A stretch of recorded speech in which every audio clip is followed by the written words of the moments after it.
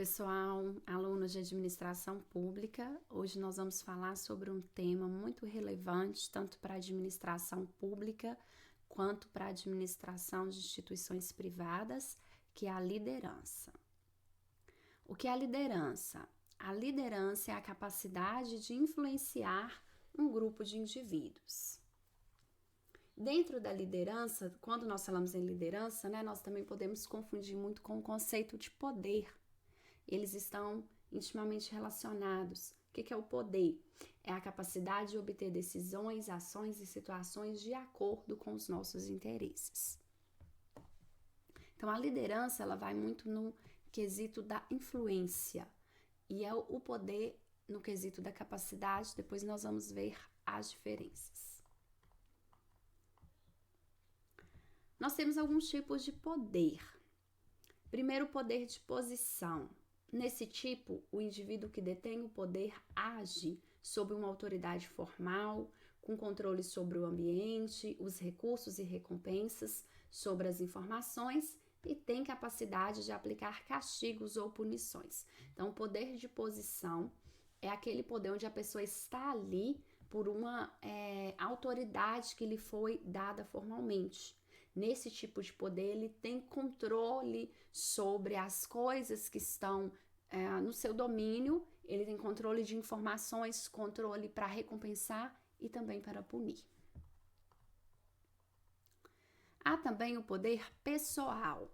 O poder pessoal é onde o indivíduo que detém esse tipo de poder, ele age sob experiência, amizade, carisma. Então, é um tipo de poder que faz a pessoa agir por esses atributos. O poder político. Nesse tipo, o indivíduo que detém o poder controla os processos de decisão, realiza coligações, pactos, alianças, institucionaliza as suas práticas. Então, é o poder político não apenas do político, partido político, mas a questão do político em si, das instituições, dos cargos políticos que tem as instituições, cargos em comissão, etc. Bom, qual que é a diferença entre poder e autoridade? Tudo isso aqui conforme estudiosos, o poder é a capacidade para exercer influência, enquanto que a autoridade é um poder que advém de uma posição hierárquica. Então, conforme os estudiosos da área, quando você tem o poder, você influencia. E aí nós vamos ver que ele está ligado à liderança, que também é essa capacidade, mas é diferente. Então, o poder é a capacidade para exercer uma influência. E a autoridade é um poder que advém de uma posição hierárquica. Então, a pessoa tem aquela autoridade porque ela tem aquela posição formal. O poder versus a liderança. O poder é a capacidade de influenciar e a liderança é o exercício dessa influência. Então, quando a pessoa detém o poder, ela detém a capacidade, ela tem o potencial para influenciar. E quando ela tem a liderança, ela não somente o potencial, mas ela exerce essa influência.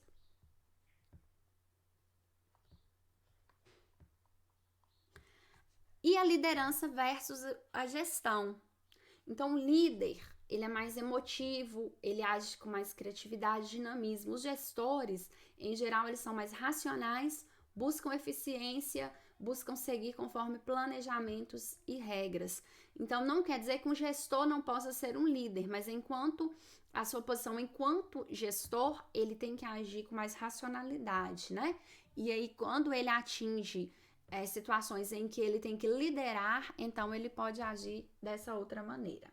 Da mesma forma, o líder. E aí nós temos diferenças entre a liderança transacional e a liderança transformacional. O que é a liderança transacional?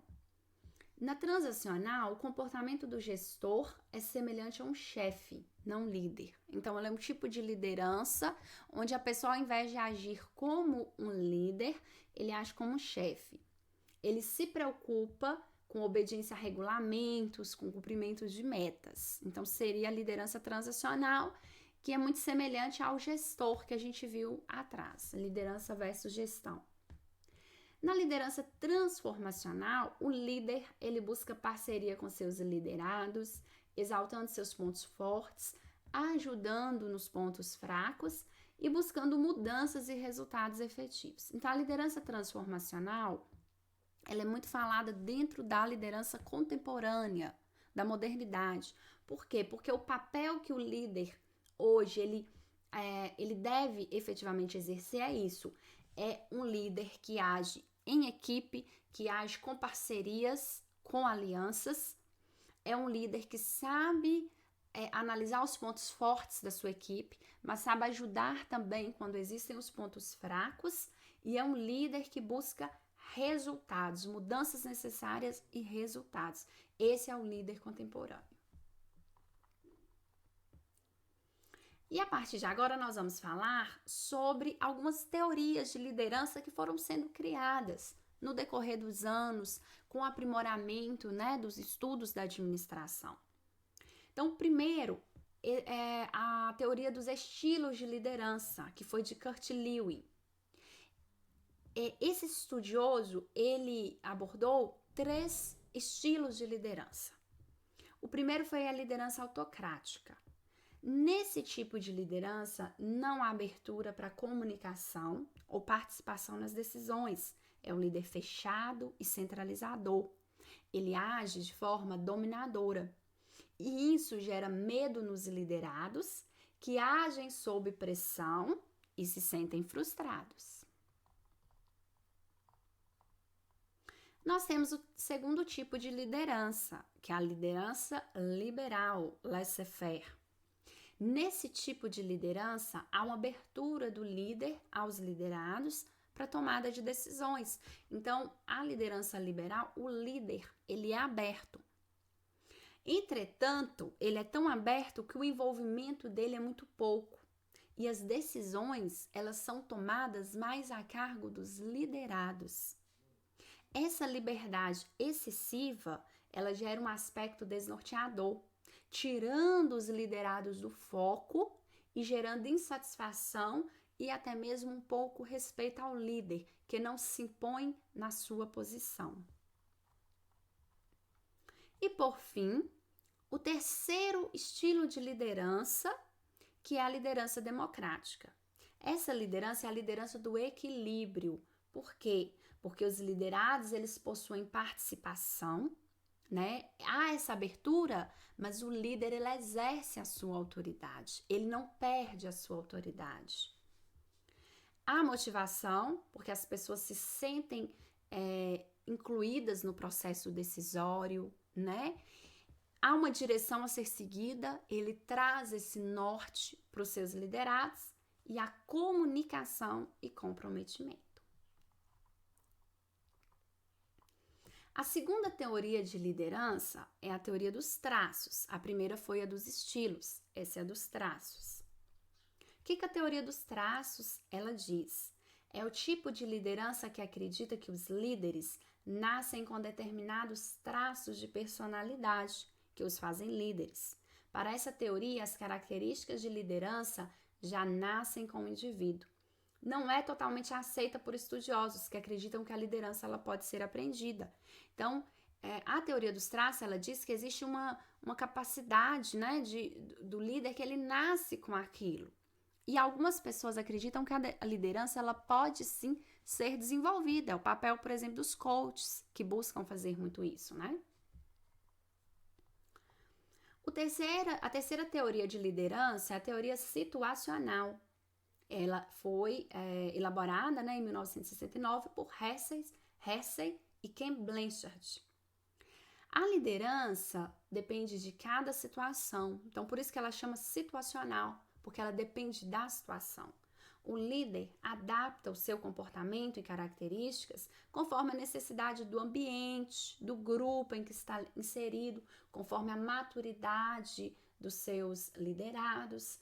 Não existe um padrão de liderança. Essa liderança é adaptável. Cada um vai liderar conforme o grupo em que ele está inserido. E a quarta teoria de liderança é a teoria da grade ou grid gerencial, que foi elaborada em 1960 por Blake e Milton. Demonstra uma relação entre liderança e a sua relação entre pessoas e tarefas. Então, essa teoria, ela coloca uma ligação entre pessoas e tarefas. Então, esses autores, eles elaboraram alguns tipos de liderança, alguns níveis de liderança. E eles colocaram esses níveis em um gráfico. Então, ela demonstra graficamente a propensão do líder a atribuir mais atenção às pessoas ou a tarefas. Dependendo de cada estilo de liderança aqui que nós vamos ver, ele atribui mais ênfase a pessoas ou a tarefas. Então, a liderança 1.1, chamada 1.1, quando o líder ele tem uma participação quase imperceptível. Ele atua muito discretamente, ele realiza o mínimo para a manutenção do seu cargo, um líder muito apagado. Na liderança 1.9, e aí nós vamos depois ver isso no gráfico, ele é um líder atencioso às necessidades do grupo e às suas próprias, propiciando um bom ambiente de trabalho, geralmente tendo boa aceitação entre os colaboradores. Entretanto, ele não se atenta muito às tarefas. Então, ele é um líder que se volta mais para pessoas, mas não liga muito para as tarefas. Nós temos a liderança 5.5, que ele é um líder que percebe as características do funcionário e desenvolve uma forma de atuação social que aproxima de seus colaboradores, deixando ele um líder amigo e popular. Então, a liderança ali do meio termo. Por quê? Porque ela está tanto no meio das pessoas quanto no meio das tarefas. Tem também a liderança 9.1, que é onde o líder ele tem uma rigidez muito grande nos processos e resultados. Então, ele dá muita importância ao quê? Às tarefas. Essa liderança exige muito de sua equipe e de si mesmo. Ele dificilmente acata outras opiniões e se decepciona quando seus planos não saem como esperado. Então, ele é um líder mais voltado, então, para as tarefas e pouco voltado para as pessoas. E, por fim, a liderança 9.9, onde esse líder ele mantém atenção às duas variáveis básicas do trabalho, as pessoas e os processos. Então, ele é um líder que ele se volta para os dois ao mesmo tempo. Ele é um líder flexível e democrático, não possui dificuldades em mudar seu posicionamento frente a novas oportunidades de sucesso e preza muito pela evolução de seus colaboradores.